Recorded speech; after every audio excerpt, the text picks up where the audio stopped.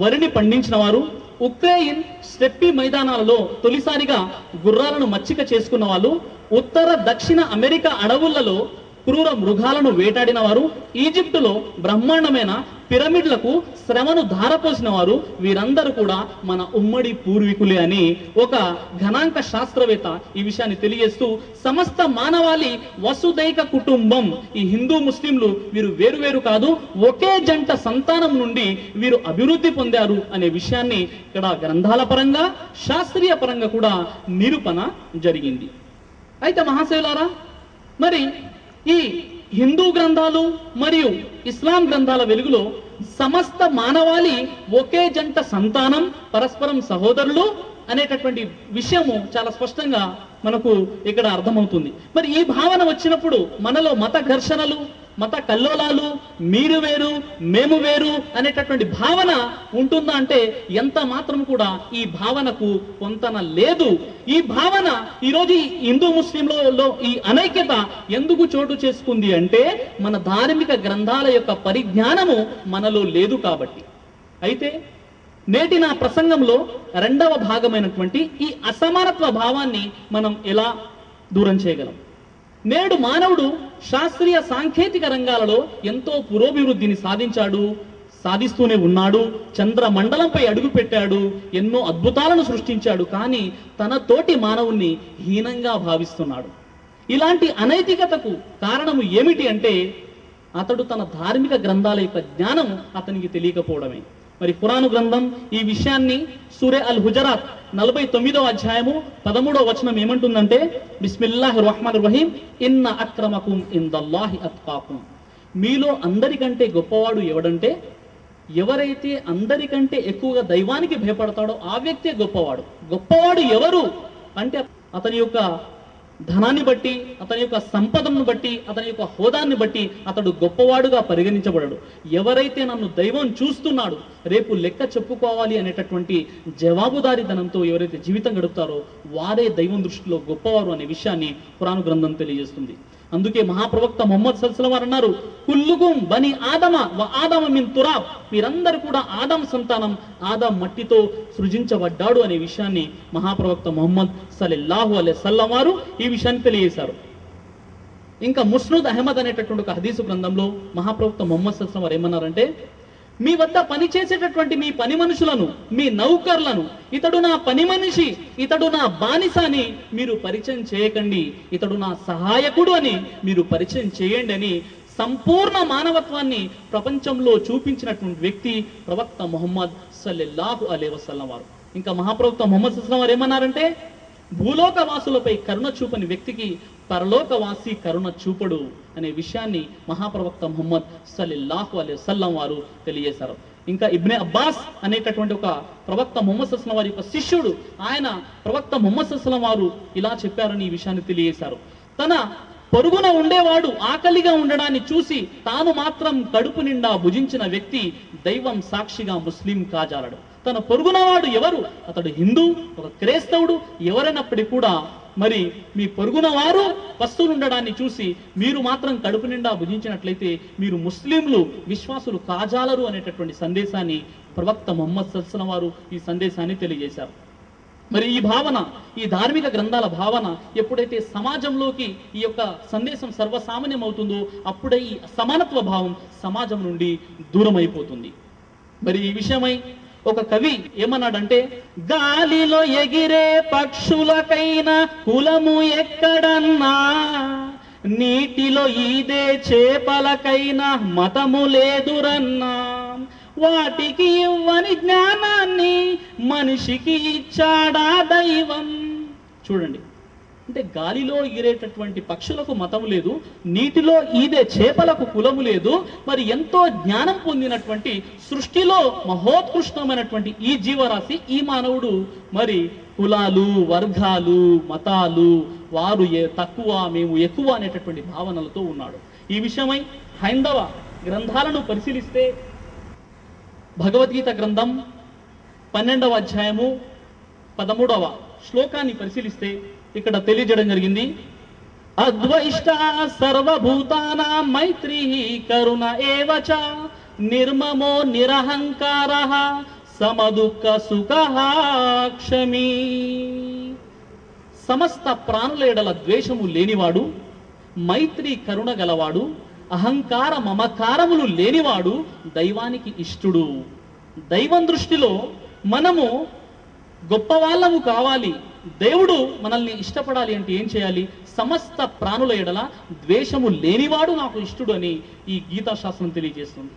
అలాగే భగవద్గీత గ్రంథం 5వ అధ్యాయము 18వ శ్లోకాన్ని పరిశీలిస్తే, విద్యా వినయ సంపన్నే బ్రాహ్మణే గవిహస్తిని శునిచైవాశ్వపాకే చ పండితాః సమదర్శినః. విద్యా వినయము కలిగిన బ్రాహ్మణుని యందు, గోవునందు, ఏనుగునందు, కుక్కనందు, కుక్క మాంసము వండుకొని తిను చండాలుని యందును సమదృష్టి గలవాడే జ్ఞాని అని చెప్పడం జరిగింది. ఈరోజు ఈ కుల వ్యవస్థ, వర్ణ వ్యవస్థ, ఇవన్నీ కూడా జ్ఞానం లేని కారణంగానే ఇవన్నీ కూడా ఈరోజు మన సమాజంలో చోటు చేసుకున్నాయని చాలా స్పష్టంగా మనము గ్రంథాల వెలుగులో చెప్పవచ్చు. మరి ఈ యొక్క అసమానత్వ భావం మన సమాజం నుండి మనం వేరు చేయాలి అంటే ధార్మిక గ్రంథాల పరిజ్ఞానం ప్రతి ఒక్కరి కూడా అవసరం. ఇలాంటి బహిరంగ సభలు, ఇలాంటి ఆధ్యాత్మిక మహాసభలు మనం ప్రతి ప్రదేశంలో, ప్రతి వీధిలో, ప్రతి పల్లెలో ఇలాంటి కార్యక్రమాలు ఏర్పాటు చేసినట్లయితే మరి అసమానత్వ భావాన్ని అతి తొందరలో మన సమాజం నుండి మనం వేరు చేయగలం. అయితే మహాశయులారా, మరి నా ప్రసంగంలో అతి ముఖ్య భాగమైనటువంటి హిందూ మరియు ముస్లింల అనైక్యతకు ప్రధానమైనటువంటి కారణం ఏమిటి? ఈ విషయాన్ని మనం చూసినప్పుడు మరి ఈ హిందూ ముస్లిం సోదరులు, ముఖ్యంగా మన భారతదేశంలో ఈ గొప్ప మంచి వాతావరణం కనబడుతుంది. మనం చాలా విషయాల్లో కలిసి ఉన్నాం. ఉదాహరణ చెప్పాలంటే చదువుకునే విషయంలో, స్కూల్స్లో, కాలేజెస్లో, వ్యాపారం చేసేటటువంటి విషయంలో, మరియు పెళ్ళిళ్ళు, విందు వినోదాలు, సుఖ దుఃఖాలు, అలాగే రంజాన్ మాసంలో హలీం తినడంలో కూడా కలిసి ఉన్నాం. కానీ ఒక ముఖ్యమైనటువంటి, ప్రధానమైనటువంటి ఒక గొప్ప విషయంలో మాత్రం మనం విడిపోయి ఉన్నాం. అదేమిటంటే ఈ హిందూ మరియు ముస్లింలలో ప్రధానమైనటువంటి విషయం ఏంటి? దేవుడు, దైవం. ఈ దేవుని విషయంలో ఈ హిందువులు మరియు ముస్లింలు విభిన్న ఆలోచనలతో, విభిన్న రకాల దృక్పథాలతో జీవితం గడుపుతున్నారు. ఒక హైందవ సోదరుని ప్రశ్నిస్తే, అయ్యా దేవుడు ఒక్కడా లేక చాలా మంది అంటే, దేవుడు మాత్రం ఒక్కడేనండి, కానీ ఆయన విభిన్న రూపాలలో అవతరిస్తూ ఉంటాడనేసి వారు అవతారవాదాన్ని తీసుకువచ్చారు. ముస్లింని మనం ప్రశ్నించినప్పుడు సకల లోకాల సృష్టికర్త అయినటువంటి అల్లాహ్ తప్ప మరొక ఆరాధ్య దైవం ఎవ్వడూ లేడు అని చెప్పేవారు ఉన్నప్పటికీ కూడా అజ్ఞానం చే కొంతమంది బాబాలు, సమాధులు, వారి ద్వారా మాకేమైనా లాభం కలుగుతుంది అనేటటువంటి వారు కూడా ఈరోజు సమాజంలో ఉన్నారు అంటే ఎంత మాత్రం ఇందులో అతిశయోక్తి లేదు. అయితే మహాశయులారా, మరి ఈరోజు సమాజంలో ఎవరు ఏమి చేస్తున్నారు, తర్వాత ఈరోజు మెజారిటీ యొక్క సంఖ్య ఏమిటి అనే విషయం కాకుండా మన గ్రంథాలలో ఉన్నటువంటి సందేశం ఏంటి నేను మీకు తెలియజేస్తాను. అయితే ముఖ్యంగా దైవ భావన ఏదైతే హిందూ మరియు ఇస్లాంలో ప్రధానమైనటువంటి విషయం ఉందో, ఈ దైవ భావన విషయంలో అంతిమ దైవ గ్రంథం ఖురాన్, ఈ ఖురాను గ్రంథంలోని 114 అధ్యాయాలు ఉన్నాయి. ఇందులో 112వ అధ్యాయం సూరే అల్ ఇఖ్లాస్, దేవుడు ఎవరు, దేవుడు కాని వారు ఎవరు, చాలా సూటిగా స్పష్టంగా తేల్చి చెప్పేటటువంటి అధ్యాయం సూరే అల్ ఇఖ్లాస్. ఇది 112వ అధ్యాయం. ఇందులో సృష్టికర్త అయినటువంటి దైవం ఇలా సెలవిస్తున్నాడు, బిస్మిల్లాహిర్ రహ్మానిర్ రహీం, ఖుల్ హువల్లాహు అహద్. ఇలా చెప్పండి ఓ ప్రవక్త, అల్లాహ్ ఆయన అద్వితీయుడు, ఆయన ఒక్కడే. అల్లాహు సమద్, ఆయన నిరపేక్షాపరుడు, ఎవరి ఆధారము ఎవరి అక్కర లేనివాడు. లం యలిద్, ఆయనకు సంతానము లేదు, ఆ దైవానికి సంతానము లేదు. వలం యూలద్, ఆయన కూడా ఎవరికి జన్మించలేదు, ఆయనకు తల్లి తండ్రి ఎవరు లేరు. వలం యకుల్లహు కుఫువన్ అహద్, ఆ దైవానికి సరి సమానులు, సాటి మేటి ఎవరు లేరు అనే విషయాన్ని ఖురాన్ గ్రంథం తెలియజేస్తుంది. ఇక్కడ దేవుడు ఎవరు అనే విషయానికి సమాధానంగా చాలా సూటిగా స్పష్టంగా ఖురాను గ్రంథం ఏమంటుందంటే, సృష్టికర్త అయినటువంటి అల్లాహ్ ఒక్కడే, ఆయన నిరపేక్షపరుడు, ఎవరి ఆధారము ఎవరి అక్కర లేనివాడు, ఆయనకు సంతానము లేదు, ఆయన కూడా ఎవరి సంతానము కాదు, ఆయనకు సరి సమానులు, సాటి మేటి ఈ విశ్వంలో ఎవరు లేరు అనే విషయాన్ని అంతిమ దైవ గ్రంథం ఖురాన్ తెలియజేస్తుంది. ఈ విషయాన్ని ఖురాన్లో తెలుపబడినటువంటి 112వ అధ్యాయము సూరా అల్ ఇఖ్లాస్ 1వ వచనం, కుల్ హువల్లాహు అహద్, ఆ అల్లా అద్వితీయుడు, అల్లా ఒక్కడే.